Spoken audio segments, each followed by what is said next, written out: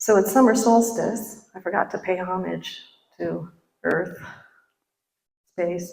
Summer solstice, time to shine. And it feels kind of like an auspicious day to begin our exploration, our deep dive together. I thought I would read one of my favorite things about shining. It's from Blessings of the Cosmos. It's Aramaic translations of the man known as Yeshua, who expressed a Christ expression of humanity and has been deeply misunderstood. Let the light of your being, the consciousness of knowing your real self, radiate and illuminate all being that you find before you, as well as the community of voices you find within. When they see and feel your atmosphere of ripeness, your ability to act at the right time and place, all will be reconnected in praise to the song and harmony of the Father, Mother, Parent of all, the nurturing power, the dark ground that recreates the cosmos each moment, unfolding a universe of sound, vibration, and light. Let your light so shine. What you find before you and within you. And we are that. So really, it's always kind of a trip, but luckily I have Sharon as a mentor, so it works out, because she never knows what she's going to say, and she says the same thing over and over. So I was thinking, well, I really don't have anything new to say, but I really want to do this deep dive. But we're evolving as a Sangha itself. And so even as the words may sound the same words, the cosmic corkscrew, that spiral of understanding, is working its magic within each one of us, where you understand it here, and then there's a big realization at retreat, or at the grocery store, or whatever, with your kid, and it goes, and then it's the same aspect of the infinitely faceted diamond of reality, but it's at a deeper level of understanding and knowing. So it really is, and we've been saying it. This fall will be our 13th anniversary for Full Circle. We've been saying it, it's a matter of identification, because it truly is a matter of identification. We are nothing, we are everything, and we are something. And that can seem within the realm of judgment, the judging conceptual mind. Those can seem like opposites, or incompatibilities, or paradox. But in the realm of original uncaused love, grace, discernment rather than judgment, wholeness, it's wholeness. It arises as a wholeness. Nothing, everything, something.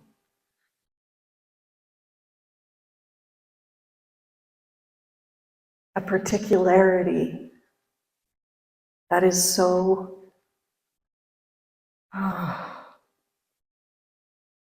loved. I want to say loved, but it's because it's love itself. That is an aspect, an expression, a divine avenue of light in a particularity, a something. It appears as a something, and another something, and another something, and another something. But all of the somethings, all of the weavers, all of the threads are one. The tapestry is a whole. The kaleidoscope has its shape-shifting magic from all of the different particularities coming together as one wholeness. One wholeness. The shining itself expresses as rays, individualized rays. But what we find at that core of a separate sense, an identified conditioned sense of separateness, is a not okayness, not good enoughness. Some version, some flavor. I may not be nailing it just for you because it might be unworthy or shame but some sense, some kind, some flavor of this isn't okay. I'm not okay in this situation. This situation is not okay. It's not okay. And we go on the search for the okayness. But where we search is within the structure that's never going to be okay. It's never going to believe itself to be okay because it's conditioned. A mind that is believing in separateness, conditioned in separateness, cannot have the experience of wholeness. There is a belief that colors reality, and therefore the perception of reality is separate, not okay, not whole somehow. When the belief and conditioning drop out of the mind, there's a power that moves the mind. Because as long as belief and conditionedness are moving the mind, we get the world of the 5 o'clock news, the soap opera. What does Dr. Hawkins call it? The never-ending entertainment of the soap opera self, or something like that. That's what we get with the belief mind, the conditioned mind, the separate mind. But if that drops out, the power that actually moves the mind is original, uncaused love. I call that power that. You can call it whatever. Here it's original, uncaused love. And that world, I was just speaking with Sharon, a couple of days ago. And we were laughing because it really is a different world. You hear everyone say that. We read the masters, we have maybe glimpses of it in our sublime, unlanguaged moments, when we're dumbfounded, when we're stood still, unlanguaged, unconditioned, we sense it. A different world. A different world, uncolored, unshaped, unconditioned by this. This isn't okay. I'm not okay. Somehow there's been a fundamental flaw. And, we can hear this, and there's periods of time where we're in a certain state of mind where the mind will be like, I don't know what she's talking about. I don't feel that way about myself. Whatever it might be, whatever avenue of defense or rebellion our particular separateness has. But if we're walking around in a mind body, there is a separateness that can raise itself in certain situations And at the core of that separateness, at the core of that belief, is a sense of like, I'm not okay, that's not okay, resistance, struggle. We all know it. We know it. We know that. And even if it's like personally dropped out for you completely, glory, hallelujah, if you're that person, there's the collective. We are living a fabric of reality, not just an individualization, but a tapestry as well. We are a thread, a something, and we are an everything, the tapestry, and we're nothing at all. The great no thing. The great no thing. Awareness itself. You can't qualify it. It doesn't really actually exist as matter, and yet it's ubiquitous and ever-present, and nothing exists without it. All of this is arising every moment, each moment, every here, every right here.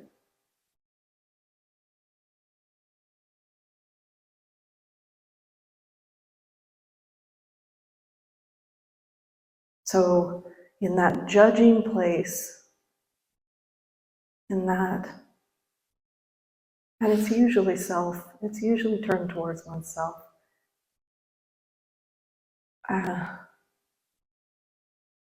Self-consciousness, if that particular function is still within your reality, where the senses go out and then something, self-consciousness, reflects back upon itself and starts talking about the sensory world and narrating and conceptualizing, if that's still in place, then that has a quality of judgment that's usually pretty harsh towards one's own individuation. I'm not good enough, I'm not strong enough, woulda, shoulda, coulda, playing things over and over and over in a different way when it's long, long gone. Has no reality whatsoever anymore, other than in a very abstract, talking to itself way inside one's head and thoughts and feelings. Otherwise, it has no reality at all. Do you guys know what I'm talking about? Yeah, okay.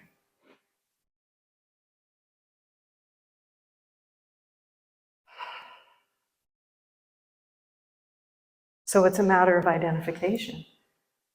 Because everyone here in this room and on this Zoom call has direct experience of the truth, the true nature, that which isn't coming and going. It's not coming and going. It's ever is, ever isness, awareness, whatever you want to call it.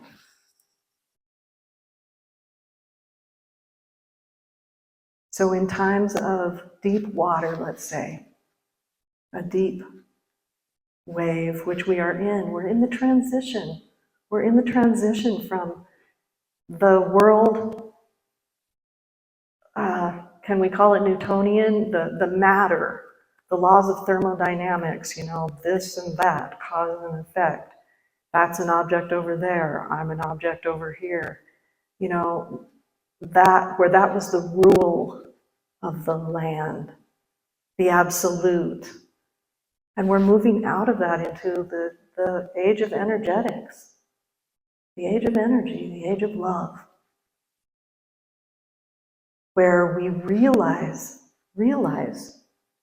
not just think about, but realize, like Einstein did, realize that, or Yogananda, or many of these other,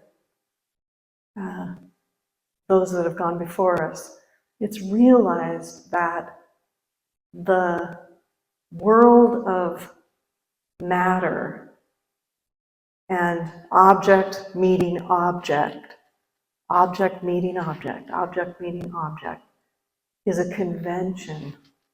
It's something that's happening out of a group agreement.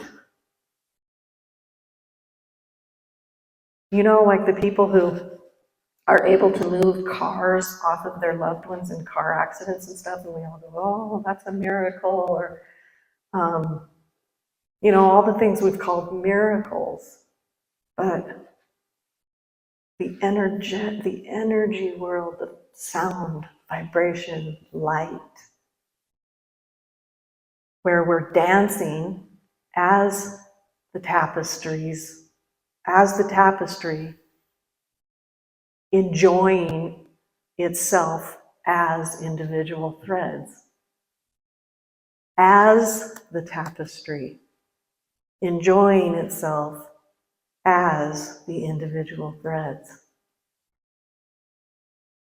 That's a different world. Mary and I used to study with a teacher, Carolyn Mace. She's a real doozy. I don't know what to say about her.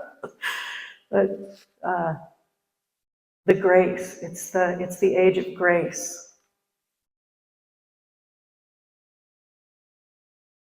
Ajay wrote a book, Falling into Grace. It's not one of his more read books, but it's an amazing book about what I'm speaking about. It's a real conundrum for our thinking minds, because we are in the transition. We haven't really completely gotten there. The thinking mind is still really conceptualizing all of this in the background, going, yeah, right, you know, judging, keeping its world alive through judgment.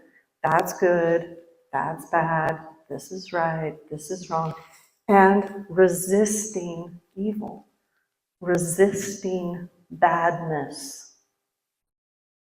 You know, one of Christ's main message was resist be not evil. Because why? Because it doesn't exist. And when we resist it, it appears to. And we get to play around with it. Which is, I think we've just had enough. I mean, I just feel like we've just had enough of that. It's the turning of the ages. And you know, all of this can really break down, right? Like, say I'm a child in a certain part of the world and I have no food or water because some other people decided I shouldn't. But you know what? That's not us. And so there's a responsibility for those of us who can discover, uncover, remember the peace that actually exists, and then identify as that. Not in a pretentious way, but in a realized way. Put both feet in, sit down. I am that. I am that.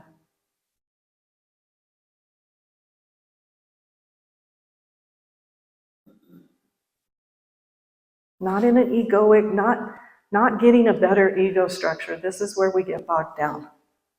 Because it does actually clean up the ego structure quite a bit, and it's much more enjoyable.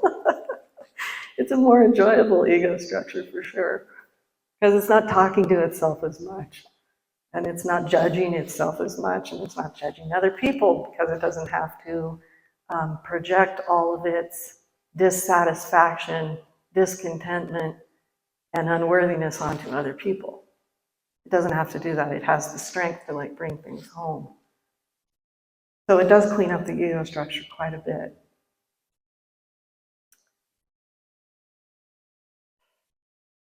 I can't remember where I was going with that. But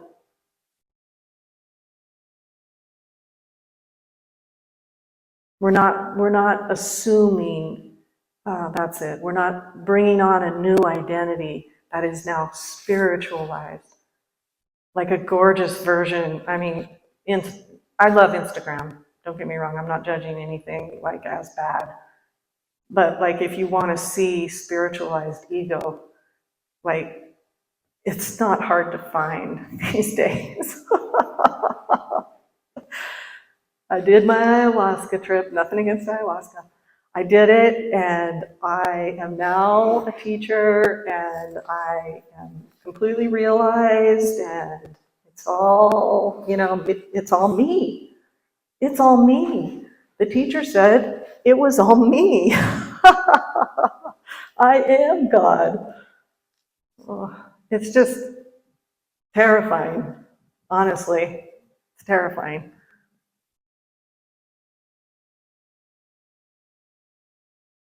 The tapestry doesn't have any need to like declare itself. Like none. What possible need with the tapestry itself? That which is the animating, sustaining, maintaining power of existence does not need to put out an ad. Oh dear. Yeah. Anyway, that's not what we're not trading in one ego structure for another, although, as I said, it does get cleaned up and more enjoyable. But I'm talking about identification. Identification. If we're still totally identified as that separate object floating around as its isolated self in a world that's happening to it, victimized by the world, that's just not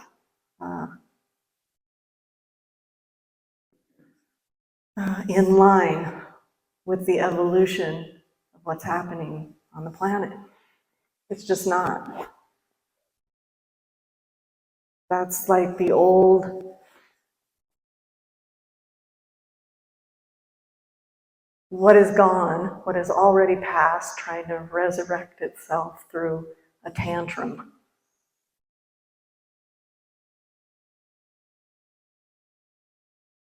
I have to get my way, or,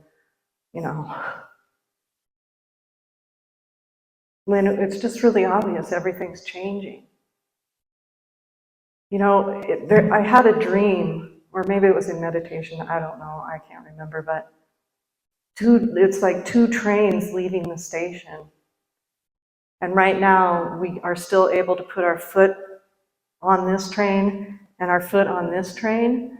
But as they continue to diverge, as they leave the station, you got to get on the train you want to be on. Because they're both going to two different worlds, two different places.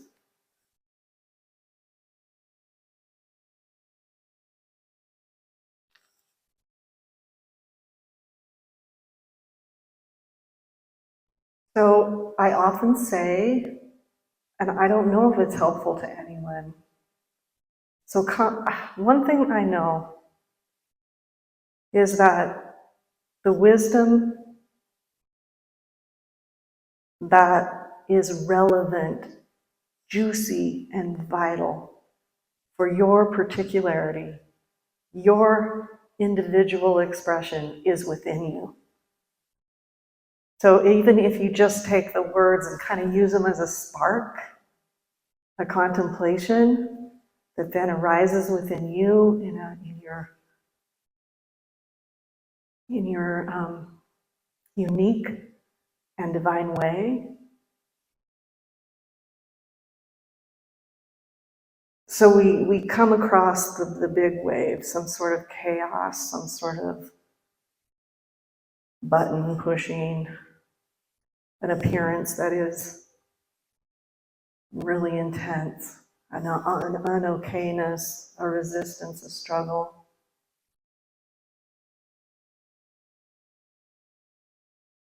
Right then, what's my deepest knowing of the true nature? What is the true nature? Where is it? How do I find it? Is it in the belly? Is it in the heart? Back of the neck? Palms of the hands? That depth, that nothing, everything, and something, that wholeness. Where is it? and then anchor there to move forward and outward. It's a practice. It's a practice. We can all get thrown off center real quickly. So it's a practice to remember and evoke, call forward that which one, and maybe your understanding, your deepest understanding is not the abyss of the no self or da-da-da or da-da-da, unconditional love, but what is it? What is your understanding of your deepest self, and where did you last encounter it? And can you go there and evoke it and bring it to bear upon what is happening right now? Does that make sense?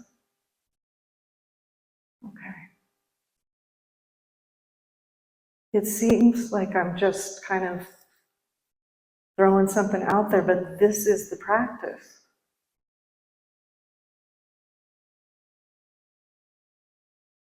The display, well, the current display of discord, disharmony, chaos, the ego throwing a tantrum is on volume 10. It's the great transition. So division looks like it's going to have to, it's going to win. Division, division, division, more and more and more and more and more of it.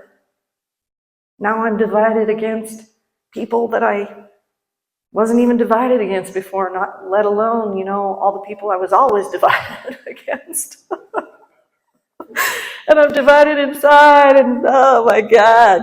I mean, yeah, it's just right. But you can sense that it's just, you could almost put your finger through it. It's so unreal. It's so unreal. So we don't beat ourselves up if we get caught up in it. We find that sense, felt, direct sense, through the breath, through dropping the attention, attending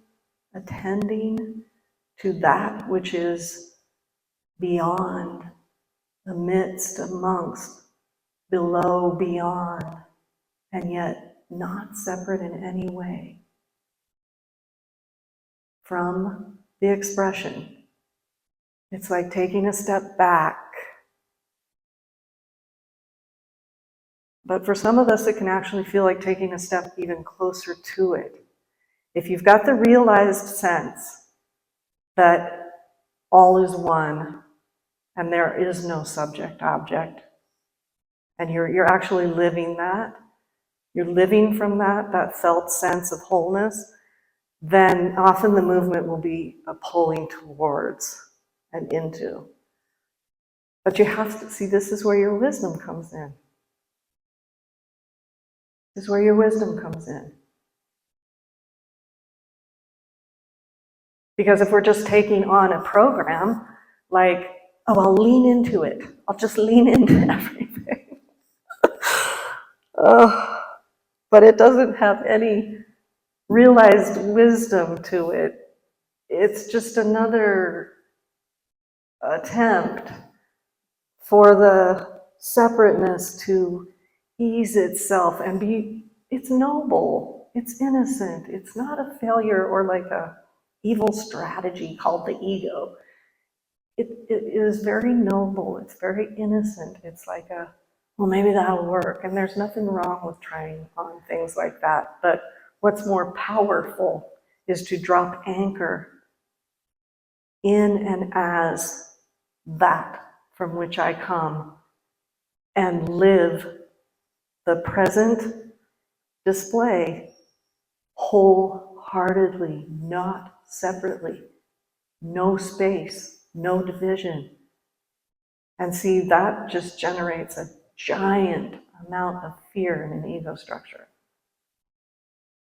And I feel like the reason why is because the ego structure takes that as a license to just become like a doormat, have no boundaries, no divisions. I'm just like open to everything. What will I do without judgment? Wisdom moves as discernment. It knows what something is and it moves accordingly without conceptual defensiveness. You don't send your child out into traffic. That's not something we all decided upon because, well, yeah, okay,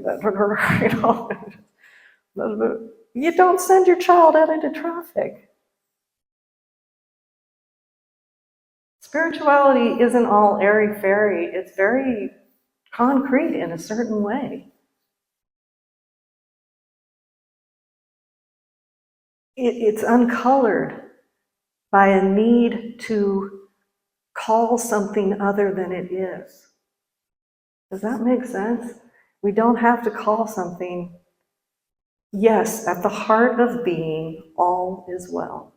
At the heart of being, all is love. At the heart of being,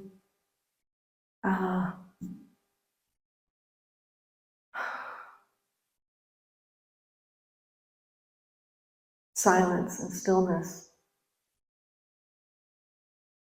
are. And in the somethingness world, in the threads weaving world, there is this, that, and the other thing. And they are what they are. Traffic is what it is. There's a bunch of cars zipping by. I mean, maybe some of us will, I sense this. I don't know if it'll happen in this particular lifetime, what we call a lifetime, but you know, it's like the old Tao masters who walk into the village. They don't have a sense, a conceptualized idea that there's a drought. That's not within them. They are open. They're a vast open space with the front door and back door open. They're just a spacious room.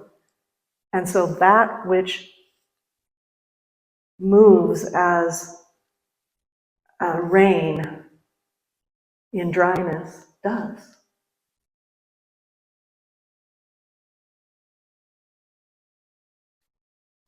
It's like loaves and fishes and all of that, all those beautiful stories of, you know,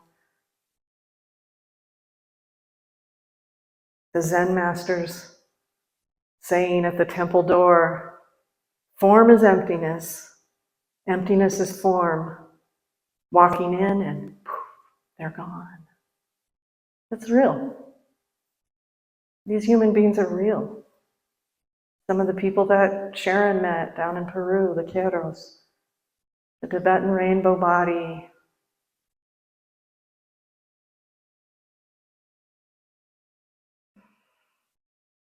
unconditioned mind is an avenue of original, uncaused power or love, whatever you want to call it, truth, true nature. Unconditioned mind is an avenue.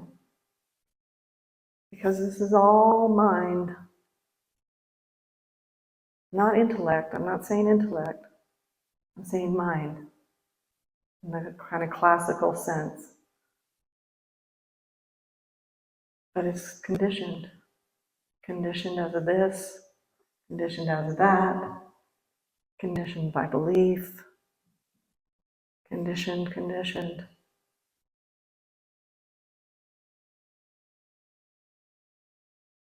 I remember Dr. Hawkins had always said that moving from judgment to discernment is a really big leap for the Western mind. It's a big leap.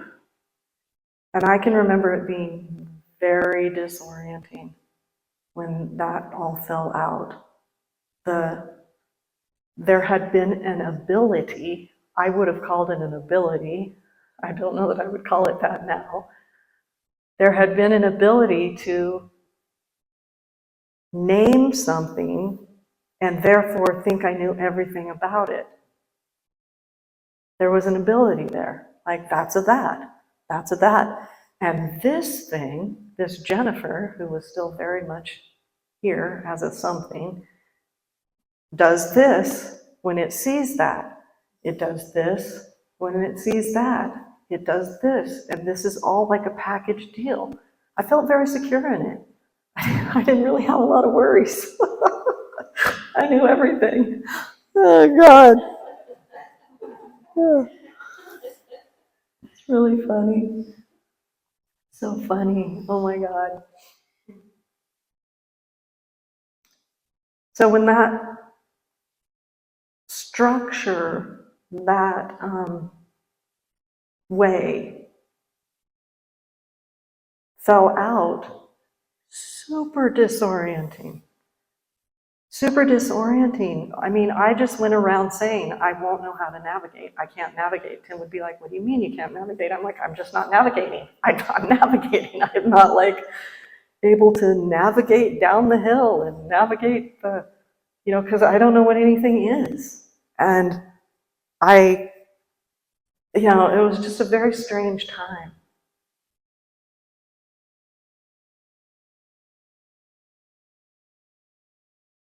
What came into being from that is everything.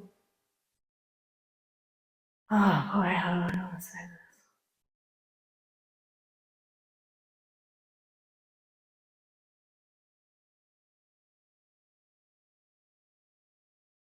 Everything is as it is.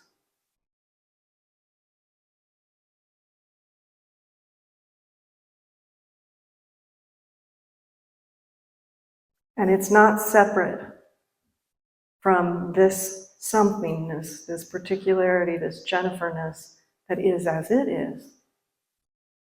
Its naturalness is the naturalness of the rose. Its naturalness is the naturalness of the grizzly bear. Its naturalness is the naturalness of the wind. It is what it is as it is.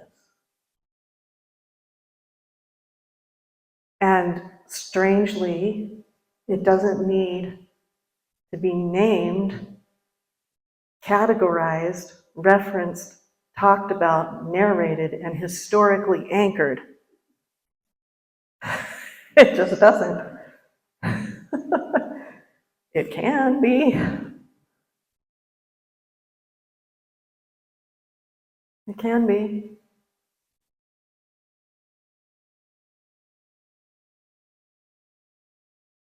So we're shining our mirrors. I love that metaphor. I think it's Zen, that the polishing of the mirror. The opening of the curtains. It's not that the sun hasn't been shining. The sun is shining. Love is at the heart of all that exists for no other reason than that's how it is. But we're sitting in the room with the curtains closed, or maybe we're like getting some sheer curtains. They're not the sun blockers anymore. There's some sheer curtains, but we're still like, I don't know, man. Better hold something back. I better hold some sort of semblance of me. Strangely, it will be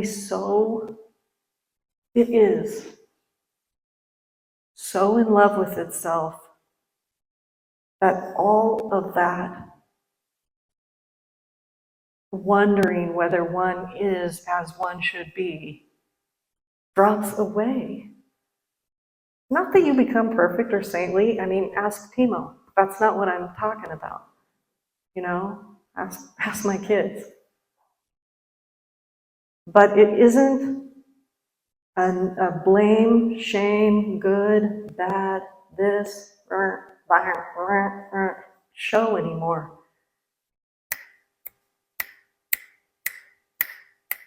It doesn't have any time. There's no time. It's where timelessness touches time. We call that grace.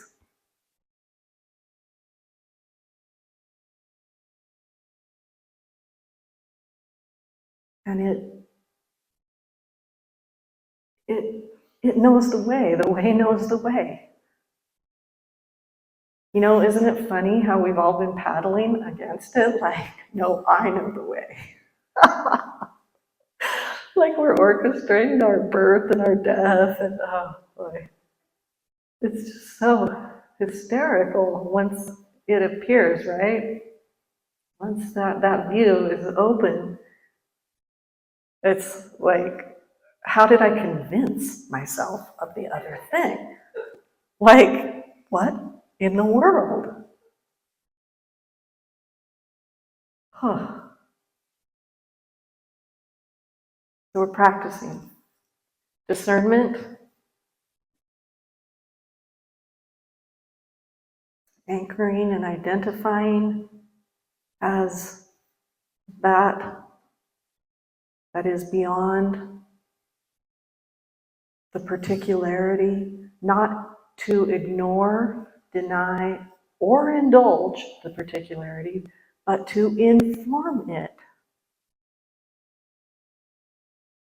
to embody it as it truly is.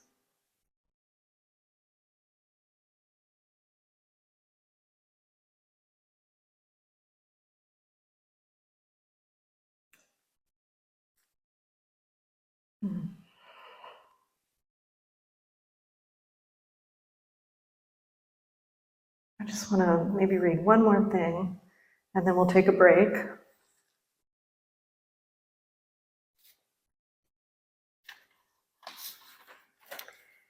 Because I'm not sure if I'm getting it across, but we still have some time. This is a longer session, so this is great. The actual lived sense, felt sense, embodied, I guess is the word people use, sense of the love that one actually is, and the love that the enjoyment of the incarnation, the particularity, when it isn't being judged by its ego, is astounding. It's revolutionary. You won't miss it. It's a massive change. And this made, God, I loved this so much when I came upon it during that particular phase. It's called Annunciation, which I looked that up this morning, and it's actually when the angel Gabriel came to Mary and announced the incarnation of the true being, the Christed being, whatever you want to call that, the Bodhisattva. Even if I don't see it again, nor ever feel it, I know that it is, and that if once it hailed me, it ever does. And so it is myself I want to turn in that direction, not as toward a place, but like a tilting within myself, an anchoring within myself, as one turns a mirror to flash the light to where it isn't. I was blinded like that and swam in what shone through me, only able to endure it by being no one, and so specifically myself, I thought I'd die from being loved like that.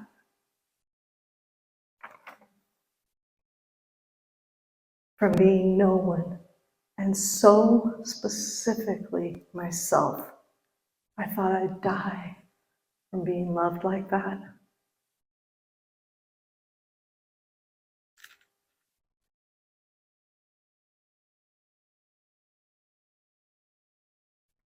Within judgment, there's always a sense of division. That's how you know it. It's divided. That's the kind of the definition of it. And within discernment, there is what I call, and you could find your own way of describing it when you sense it, but a wholehearted, liberated response. It's free, not the kind of freedom that the rebel thinks is free, not the kind of freedom that comes at the cost of being against something else. I'm free of that. You see what I'm saying? Liberated, meaning all is available. There doesn't have to be any kind of push away or magnetically attached, forward motion pulling either. It's open-hearted, it's clear, it's discerning, and it's liberated in the sense of it finds itself moving in a direction that may not to the mind seem harmonious, and you may never conceptually get to know why you did it, why it went down that way, what made it happen. The whys of the conceptual mind are endless. And in this, what I'm talking about, they're irrelevant. They're not part of it. In judgment, they're totally part of it. I did that because of this, and because of that, and I know all the whys are answered. They're all answered. And they're usually justified.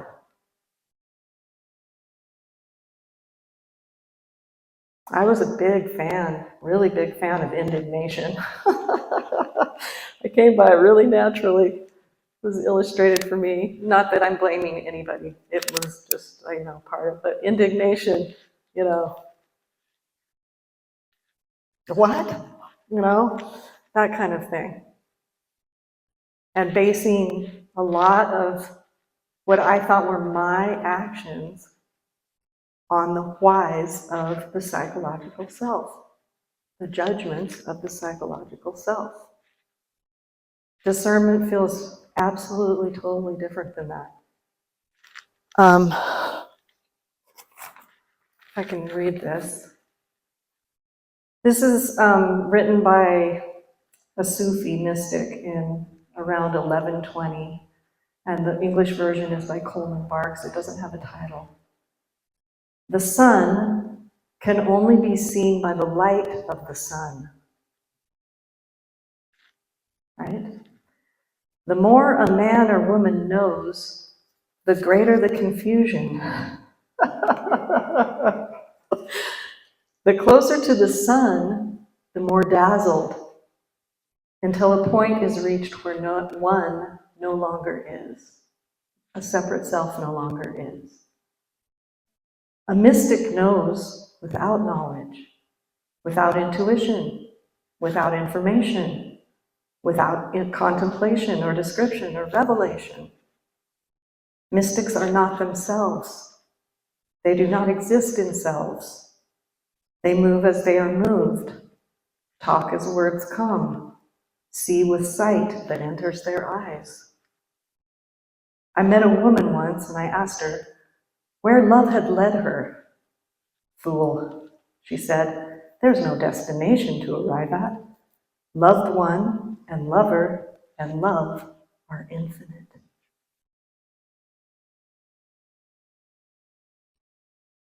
Knows without knowledge, intuition, information, contemplation, description, or revelation, or self. So you can see why this is a hard sell. I'm not really selling anything anyone wants.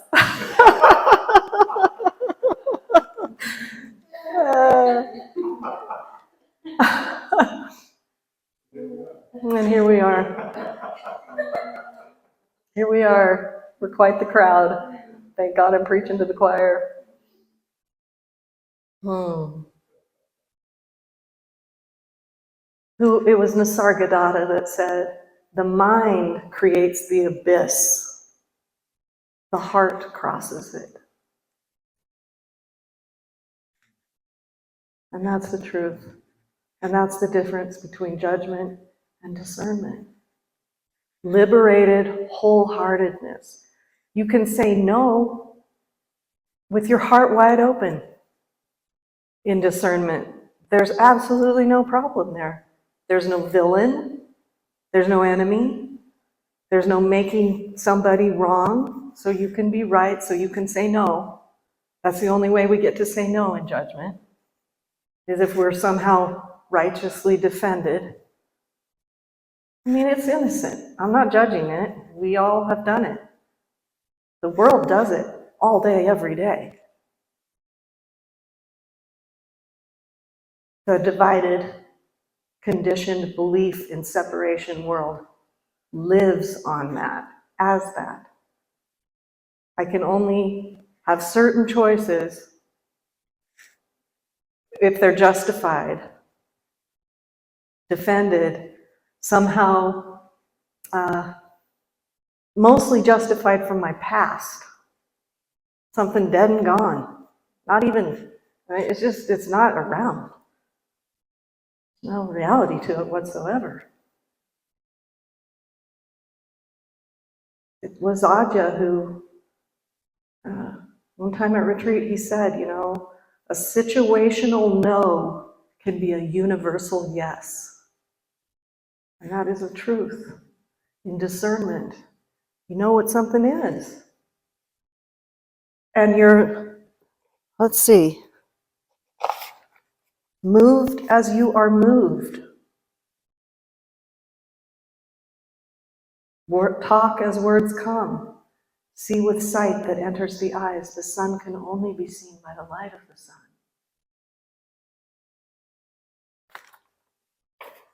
A very, very, very different world. And I guess in the summer deep dive, I just really wanted to acknowledge that transition, because I think it is like two trains leaving the station, or I think I wrote in the welcome letter something about a foot in one stream, a foot in another, during this transition time. I want to honor that, I want to acknowledge that, and we can come together to practice fully stepping into wholehearted, liberated discernment, open field, roomy, out beyond right doing and wrong doing. Not in see, the mind will go, well, I'm not going to sanction evil. It'll go home and be like, is she telling me to sanction evil? No, we're not sanctioning bad behavior, what we would call. It does get less and less and less and less able to figure any of that out, though. I mean, I was telling somebody today, I was with my granddaughter a couple of days last week. She's 5. And I was kind of like, well, I don't know. Well, I don't know. Well, I mean, everything she was asking me, I didn't know. And she was like, I mean, to her credit, she contemplated that, She kind of thought about it. She had a look of consternation on her face, and then she said, hey, J-Ma, I'm 5. Like, I need a little direction,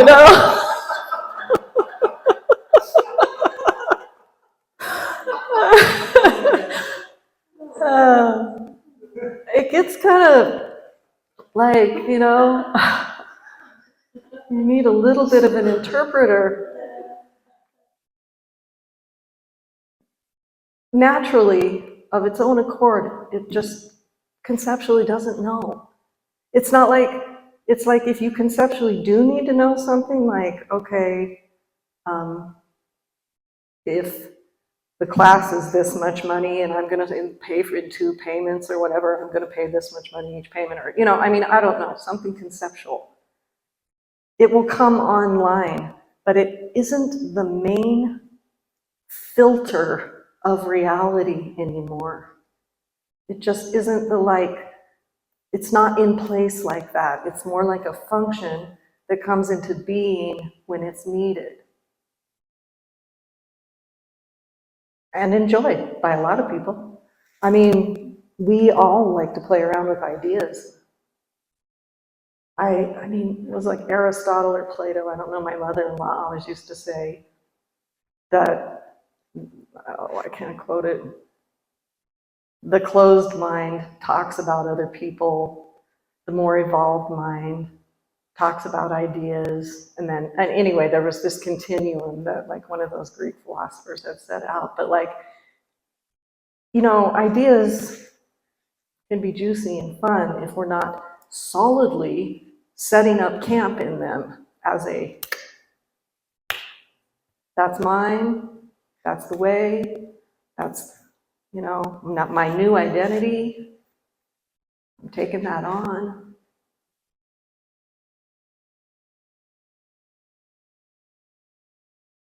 So a characteristic of judgment is the division and generally some kind of fear. I'm not the kind of person who makes fear a bad guy. You know, oh, we have to choose now. Choose between love or fear. I just can't imagine a universe that is that limited. That just doesn't work for me, but it does usually embody fear, judgment. That's why we have to like defend some kind of territory called me, or find a why that makes sense, or, you know, it's because it's scared. Open-hearted, liberated discernment is not scared. It's clear. It's clear of all that stuff that I just read. It's clear of self. It's clear of conceptual information, history, division, defensiveness. It moves as it moves. It stays in the car when it drives through Yellowstone. It doesn't get out and feed steaks to the grizzly bears. Somebody sent me on Instagram, because I've used that metaphor, actual footage of somebody out of their car feeding steaks to grizzly bears, and of course they died because the grizzly bear thought they looked like a pretty darn good steak. You know, discernment, things are as they are, is what it is. It just doesn't have to be good or bad for me, for this particularity, this thread in the tapestry, to be moved in the direction it needs to move. It doesn't have to be in response to a judgment, or reaction, that is, to a judgment. It just doesn't matter. It becomes super irrelevant. All that becomes really irrelevant. That way we used to categorize everything in order to make life. And wisdom, that wisdom, the wisdom of original, uncaused, animating power, love, becomes more and more and more and more prominent.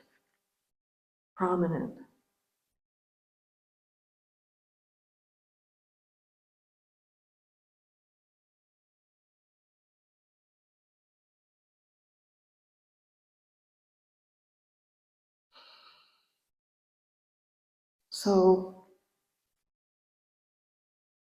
this anchoring and identifying and attending to the deeper nature, no thing, everything, something.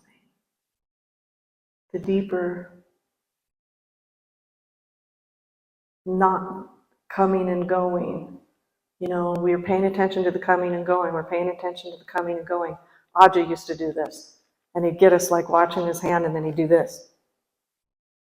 Stay there. You remember that, Jim? We're paying attention to the coming and going, coming and going, the coming and going, the coming and going.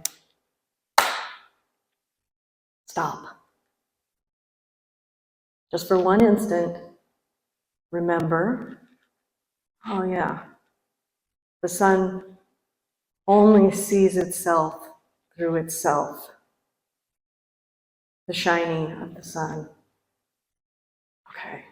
But whatever pops into mind, whatever arises to inform, maybe it will be, you know, Ho'oponopono, some kind of contemplation that is meaningful to you, something you've read, something totally fresh. It'll be fresh. Out beyond judgment is freshness. Very, very fresh. It's simple. It's so simple. It has a simple quality to it. It doesn't need a lot. It's more naked. It doesn't need a lot of like bells and whistles and megaphones and ideas. Ideas might come. They're informed. They're informed from something greater.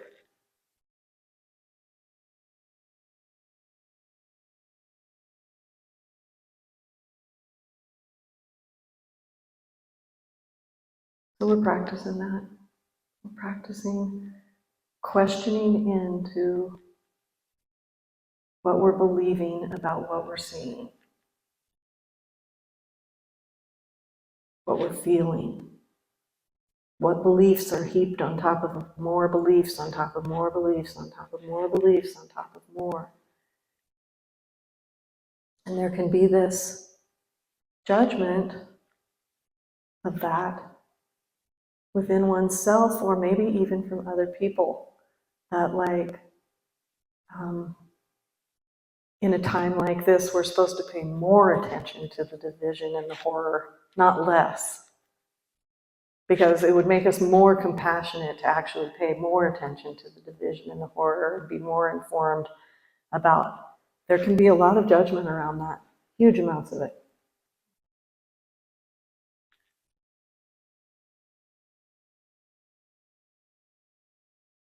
Every great master that has gone before us, our little band of souls here that we've all come together as, it's so beautiful. We're not alone on our little path. All the great masters have made a road ahead, and they've all said that it's not going to look like the public idea of enlightened consciousness, the conditioned believer. To jump into the land of, they're calling it mysticism in this one Sufi thing I just read, but original love unfolding is to tread a path less uncommon. But I don't know, I really do not know this. I usually try to speak just from direct experience, but I'm just throwing out an idea right now. I'm have an idea that maybe something new is unfolding and it's going to be more common. It seems more common now than like when I was growing up and stuff, but maybe it's just because the law of attraction or something, and we're all just coming together. I don't know. But every great master has said to follow the path within, the deeper, true nature, to put our trust and faith in the deeper nature benefits the whole of being. And no great master out ahead of us, at least I don't know, bring me one. I might be wrong. None that I've read has said, pay a lot more attention to the 5 o'clock news and everything that's going on and all the drama and all the horror and all the, in order to make your way in love. It's counterintuitive in a certain way, and it's counterculture in a certain way. If you're moved to watch the news, well, you're liberated and wholehearted enough to do that. What difference could it possibly make? If that's the movement, that's the movement. Who knows? Maybe something needs to be seen, something needs to be tread upon, graced with your presence. Graced with your presence, as presence, without a why, without the ego's inflation or deflation. Just, here I am. No idea how you're making a difference. None whatsoever. There is no idea, none whatsoever, about making a difference. We remember peace as the truth, peaceableness, at restness as the truth. And then that thread in the tapestry is enlightened as that. And what is in one is in the whole.